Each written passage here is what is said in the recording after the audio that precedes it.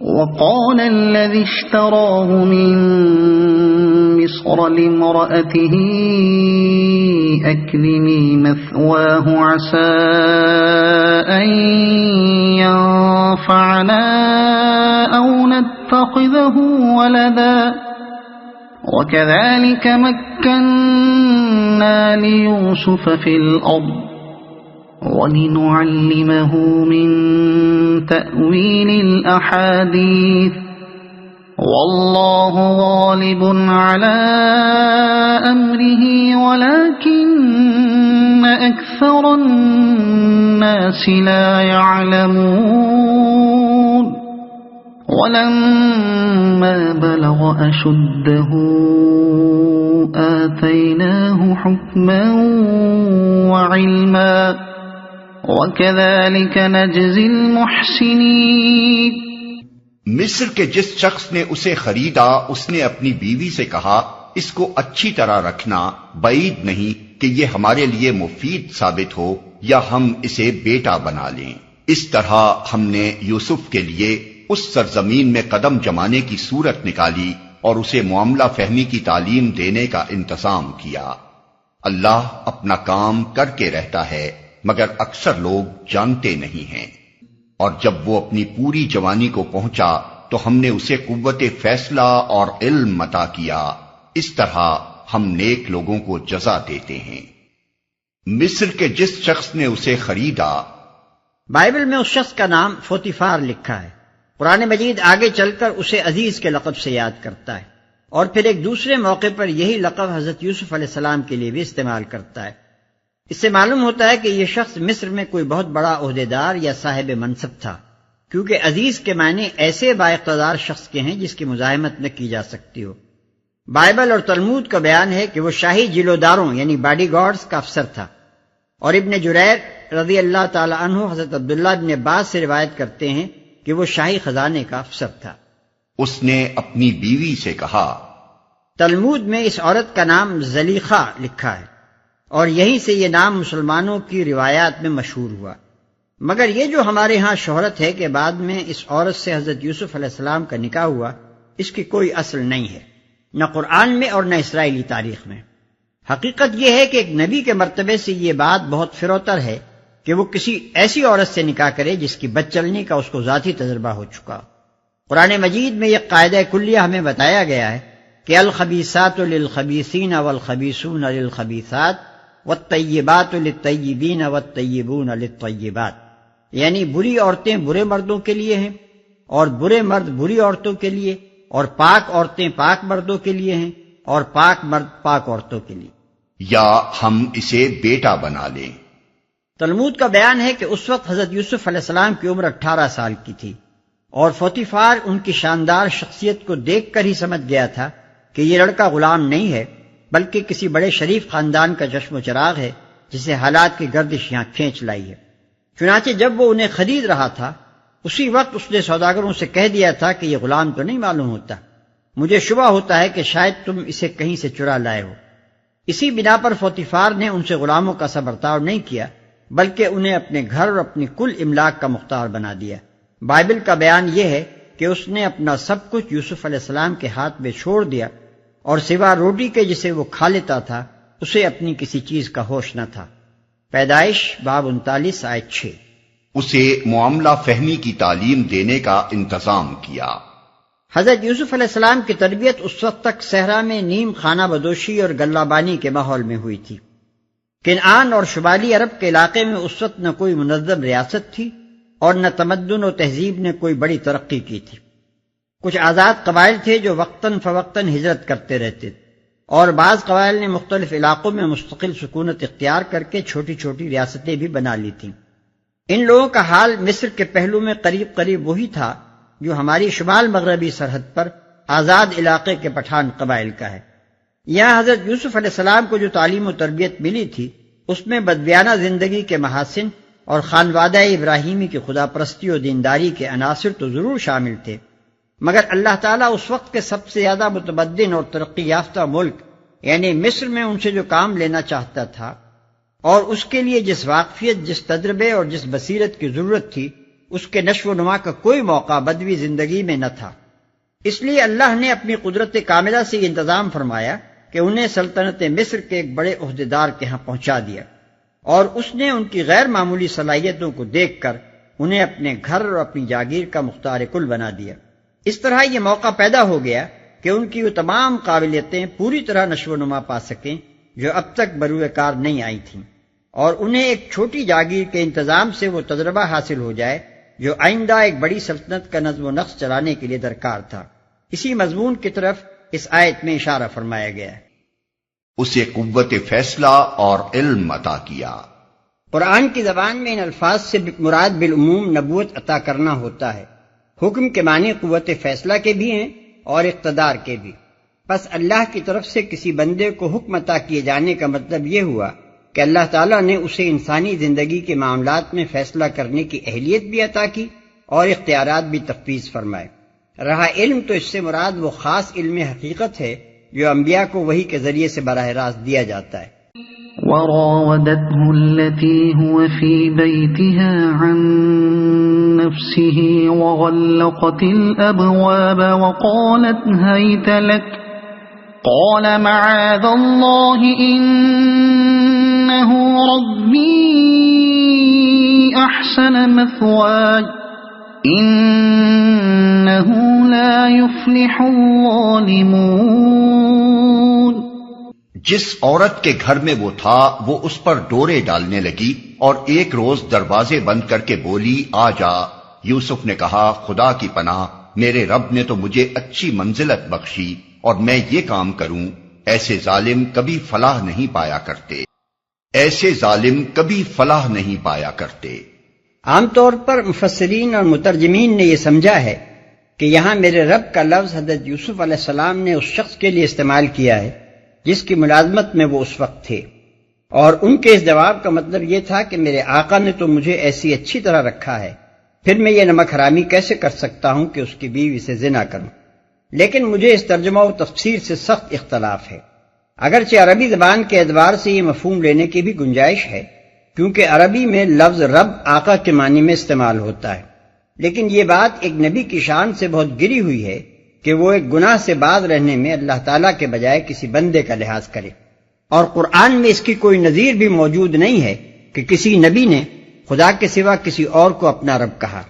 آگے چل کر آیات 41، 42، 50 میں ہم دیکھتے ہیں کہ سیدنا یوسف علیہ السلام اپنے اور مصریوں کے مسلک کا یہ فرق بار بار واضح فرماتے ہیں کہ ان کا رب تو اللہ ہے اور مصریوں نے بندوں کو اپنا رب بنا رکھا ہے۔ پھر جب آیت کے الفاظ میں یہ مطلب لینے کی بھی گنجائش موجود ہے کہ حضرت یوسف علیہ السلام نے ربی کہہ کر اللہ کی ذات مراد دی ہو، تو کیا وجہ ہے کہ ہم ایک ایسے معنی کو اختیار کریں جس میں صریحاً قباحت کا پہلو نکلتا ہے۔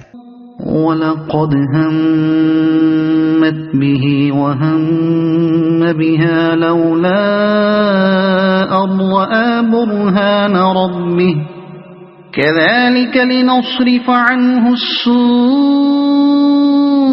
وَالْفَحْشَاءَ إِنَّهُ مِنْ عِبَادِنَا الْمُخْلَصِينَ۔ وہ اس کی طرف بڑھی اور یوسف بھی اس کی طرف بڑھتا اگر اپنے رب کی برہان نہ دیکھ لیتا۔ ایسا ہوا تاکہ ہم اس سے بدی اور بے حیائی کو دور کر دیں، در حقیقت وہ ہمارے چنے ہوئے بندوں میں سے تھا۔ اگر اپنے رب کی برہان نہ دیکھ لیتا۔ برہان کے معنی ہے دلیل اور حجت کے۔ رب کی برہان سے مراد خدا کی سجھائی ہوئی وہ دلیل ہے جس کی بنا پر حضرت یوسف علیہ السلام کے ضمیر نے ان کے نفس کو اس بات کا قائل کیا کہ اس عورت کی دعوت عیش قبول کرنا تجھے زیبا نہیں ہے۔ اور وہ دلیل تھی کیا؟ اسے پچھلے فقرے میں بیان کیا جا چکا ہے، یعنی یہ کہ میرے رب نے تو مجھے یہ منزلت بخشی اور میں ایسا برا کام کروں، ایسے ظالموں کو کبھی فلاح نصیب نہیں ہوا کرتی۔ یہی وہ برہان حق تھی جس نے سیدنا یوسف علیہ السلام کو اس نوخیز جوانی کے عالم میں ایسے نازک موقع پر معصیت سے باز رکھا۔ پھر یہ جو فرمایا کہ یوسف بھی اس کی طرف بڑھتا اگر اپنے رب کی برہان نہ دیکھ لیتا، تو اس سے عصمت انبیاء کی حقیقت پر بھی پوری روشنی پڑ جاتی ہے۔ نبی کی معصومیت کے معنی یہ نہیں ہے کہ اس سے گناہ اور لغزش و خطا کی قوت و استعداد سلب کر لی گئی ہے، حتیٰ کہ گناہ کا صدور اس کے امکان ہی میں نہیں رہا ہے، بلکہ اس کے معنی یہ ہیں کہ نبی اگرچہ گناہ کرنے پر قادر ہوتا ہے، لیکن بشریت کی تمام صفات سے متصف ہونے کے باوجود اور جملہ انسانی جذبات، احساسات اور خواہشات رکھتے ہوئے بھی وہ ایسا نیک نفس اور خدا ترس ہوتا ہے کہ جان بوجھ کر کبھی گناہ کا قصد نہیں کرتا۔ وہ اپنے ضمیر میں اپنے رب کی ایسی ایسی زبردست حجتیں اور دلیلیں رکھتا ہے جن کے مقابلے میں خواہش نفس کبھی کامیاب نہیں ہونے پاتی، اور اگر نادانستہ اس سے کوئی لغزش سرزد ہو جاتی ہے تو اللہ تعالیٰ فوراً وحی جلی کے ذریعے سے اس کی اصلاح فرما دیتا ہے، کیونکہ اس کی لغزش تنہا ایک شخص کی لغزش نہیں ہے، ایک پوری امت کی لغزش ہے۔ وہ راہ راست سے بال برابر ہٹ جائے تو دنیا گمراہی میں میلوں دور نکل جائے، تاکہ ہم اس سے بدی اور بے حیائی کو دور کر دیں۔ اس ارشاد کے دو مطلب ہو سکتے ہیں، ایک یہ کہ اس کا دلیل رب کو دیکھنا اور گناہ سے بچ جانا ہماری توفیق و ہدایت سے ہوا، کیونکہ ہم اپنے اس منتخب بندے سے بدی اور بے حیائی کو دور کرنا چاہتے تھے۔ دوسرا مطلب یہ بھی لیا جا سکتا ہے، اور یہ زیادہ گہرا مطلب ہے، کہ یوسف علیہ السلام کو یہ معاملہ جو پیش آیا تو یہ بھی دراصل ان کی تربیت کے سلسلے میں ایک ضروری مرحلہ تھا۔ ان کو بدی اور بے حیائی سے پاک کرنے اور ان کی طہارت نفس کو درجہ کمال پر پہنچانے کے لیے مصلحت الہی میں یہ ناگزیر تھا کہ ان کے سامنے معصیت کا ایک ایسا نازک موقع پیش آئے، اور اس آزمائش کے وقت وہ اپنے ارادے کی پوری طاقت پرہیزگاری اور تقویٰ کے پلڑے میں ڈال کر اپنے نفس کے برے میلانات کو ہمیشہ کے لیے قطعی طور پر شکست دے دیں۔ خصوصیت کے ساتھ اس مخصوص طریقہ تربیت کے اختیار کرنے کی مصلحت اور اہمیت اس اخلاقی ماحول کو نگاہ میں رکھنے سے بآسانی سمجھ میں آ سکتی ہے جو اس وقت کی مصری سوسائٹی میں پایا جاتا تھا۔ آگے رکوع 4 میں اس ماحول کی جو ایک ذرا سی جھلک دکھائی گئی ہے، اس سے اندازہ ہوتا ہے کہ اس وقت کے مہذب مصر میں بالعموم اور اس کے اونچے طبقے میں بالخصوص صنفی آزادی قریب قریب اسی پیمانے پر تھی جس پر ہم اپنے زمانے کے اہل مغرب اور مغرب زدہ طبقوں کو فائز پا رہے ہیں۔ حضرت یوسف علیہ السلام کو ایسے بگڑے ہوئے لوگوں میں رہ کر کام کرنا تھا، اور کام بھی ایک معمولی آدمی کی حیثیت سے نہیں بلکہ فرمانروائے ملک کی حیثیت سے کرنا تھا۔ اب یہ ظاہر ہے کہ جو خواتین کرام ایک حسین غلام کے آگے بچھی جا رہی تھیں، وہ ایک جوان اور خوبصورت فرمانروا کو پھانسنے اور بگاڑنے کے لیے کیا نہ کر گزرتی۔ اسی کی پیش بندی اللہ تعالیٰ نے اس طرح فرمائی کہ ایک طرف تو ابتدائی میں اس آزمائش سے گزار کر حضرت یوسف علیہ السلام کو پختہ کر دیا، اور دوسری طرف خود خواتین مصر کو بھی ان سے مایوس کر کے ان کے سارے فتنوں کا دروازہ بند کر دیا۔ واستبق الباب وقدت قميصه من دبر وألف يا سيدها لدى الباب قالت ما جزاء من أراد بأهلك سوءا إلا أن يسجن أو عذاب أليم۔ آخر کار یوسف اور وہ آگے پیچھے دروازے کی طرف بھاگے، اور اس نے پیچھے سے یوسف کا قمیص کھینچ کر پھاڑ دیا۔ دروازے پر دونوں نے اس کے شوہر کو موجود پایا۔ اسے دیکھتے ہی عورت کہنے لگی، کیا سزا ہے اس شخص کی جو تیری گھر والی پر نیت خراب کرے؟ اس کے سوا اور کیا سزا ہو سکتی ہے کہ وہ قید کیا جائے یا اسے سخت عذاب دیا جائے؟ قال هي راودتني عن نفسي وشهد شاهد من أهلها إن كان قميصه قد من قبل فصدقت وهو من الكاذبين۔ یوسف نے کہا، یہی مجھے پھانسنے کی کوشش کر رہی تھی۔ اس عورت کے اپنے کنبے والوں میں سے ایک شخص نے قرینے کی شہادت پیش کی کہ اگر یوسف کا قمیص آگے سے پھٹا ہو تو عورت سچی ہے اور یہ جھوٹا۔ ایک شخص نے قرینے کی شہادت پیش کی۔ اس سے معاملے کی نوعیت یہ سمجھ میں آتی ہے کہ صاحب خانہ کے ساتھ خود اس عورت کے بھائی بندوں میں سے بھی کوئی شخص آ رہا ہوگا، اور اس نے یہ قضیہ سن کر کہا ہوگا کہ جب یہ دونوں ایک دوسرے پر الزام لگاتے ہیں اور موقع کا کوئی گواہ نہیں ہے تو قرینے کی شہادت سے اس معاملے کی یوں تحقیق کی جا سکتی ہے۔ بعض روایات میں بیان کیا گیا ہے کہ یہ شہادت پیش کرنے والا ایک شیرخوار بچہ تھا جو وہاں پنگھوڑے میں لیٹا ہوا تھا، اور خدا نے اسے گویائی عطا کر کے اس سے یہ شہادت دلوائی، لیکن یہ روایت نہ تو کسی صحیح سند سے ثابت ہے اور نہ اس معاملے میں خوامخواہ معجزے سے مدد لینے کی کوئی ضرورت ہی محسوس ہوتی ہے۔ اس شاہد نے قرینے کی جس شہادت کی طرف توجہ دلائی ہے وہ سراسر ایک معقول شہادت ہے، اور اس کو دیکھنے سے بیک نظر معلوم ہو جاتا ہے کہ یہ شخص ایک معاملہ فہم اور جہاندیدہ آدمی تھا جو صورت معاملہ سامنے آتے ہی اس کی تہ کو پہنچ گیا۔ بعید نہیں کہ وہ کوئی جج یا میجسٹریٹ ہو۔ مفسرین کے ہاں شیرخوار بچے کی شہادت کا قصہ دراصل یہودی روایات سے آیا ہے۔ ملاحظہ ہو اقتباسات تلمود، اسپال اسحاق ہرشون، لندن 1880 صفحہ 256۔ وَإِن كَانَ قَمِيصُهُ قُدَّ مِن دُبُرٍ فَكَذَبَتْ وَهُوَ مِنَ الصَّادِقِينَ، اور اگر اس کا قمیص پیچھے سے پھٹا ہو تو عورت جھوٹی ہے اور یہ سچا۔ مطلب یہ ہے کہ اگر یوسف علیہ السلام کا قمیص سامنے سے پھٹا ہو تو یہ اس بات کی صریح علامت ہے کہ اقدام یوسف علیہ السلام کی جانب سے تھا اور عورت اپنے آپ کو بچانے کے لیے کشمکش کر رہی تھی۔ لیکن اگر یوسف علیہ السلام کا قمیص پیچھے سے پھٹا ہے تو اس سے صاف ثابت ہوتا ہے کہ عورت اس کے پیچھے پڑی ہوئی تھی اور یوسف اس سے بچ کر نکل جانا چاہتا تھا۔ اس کے علاوہ قرینے کی ایک اور شہادت بھی اس شہادت میں چھپی ہوئی تھی، وہ یہ کہ اس شاہد نے توجہ صرف یوسف علیہ السلام کے قمیص کی طرف دلائی۔ اس سے صاف ظاہر ہو گیا کہ عورت کے جسم یا اس کے لباس پر تشدد کی کوئی علامت سرے سے پائی ہی نہ جاتی تھی۔ حالانکہ اگر یہ مقدمہ اقدام زنا بالجبر کا ہوتا تو عورت پر اس کے کھلے آثار پائے جاتے۔ فَلَمَّا رَأَىٰ قَمِيصَهُ قُدَّ مِن دُبُرٍ قَالَ إِنَّهُ مِن كَيْدِكُنَّ إِنَّ كَيْدَكُنَّ عَظِيمٌ يُوسُفُ أَعْرِضْ عَنْ هَذَا وَاسْتَغْفِرِي لِذَنبِكِ إِنَّكِ كُنتِ مِنَ الْخَاطِئِينَ۔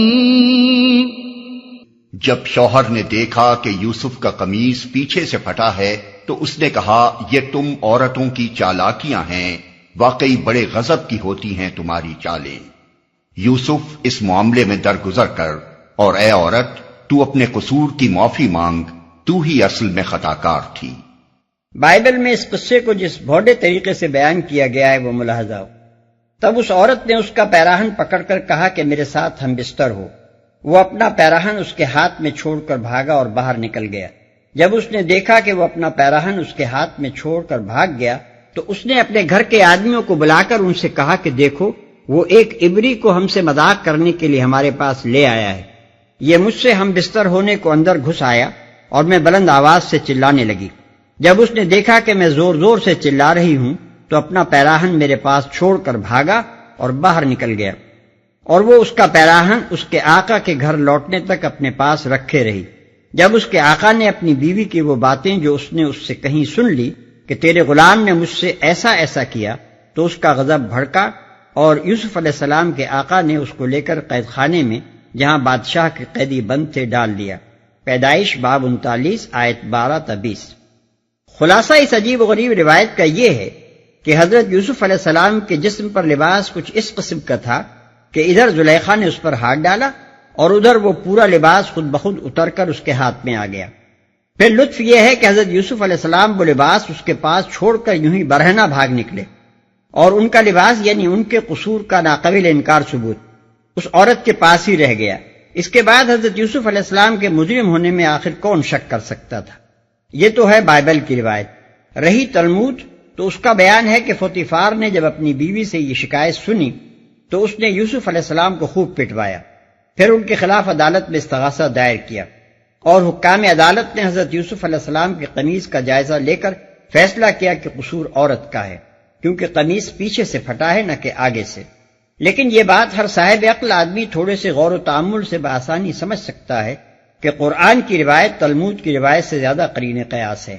آخر کس طرح یہ باور کر لیا جائے کہ ایسا بڑا ایک ذی وجاہت آدمی اپنی بیوی پر اپنے غلام کی دسترازی کا معاملہ خود عدالت میں لے گیا ہوگا؟ یہ ایک نمایاں ترین مثال ہے قرآن اور اسرائیلی روایات کے فرق کی۔ جس سے مغربی مستشرقین کے اس الزام کی لغزش صاف واضح ہو جاتی ہے کہ محمد صلی اللہ علیہ وسلم نے یہ قصے بنی اسرائیل سے نقل کر لیے ہیں۔ سچ یہ ہے کہ قرآن نے تو ان کی اصلاح کی ہے اور اصل واقعات دنیا کو بتائے ہیں۔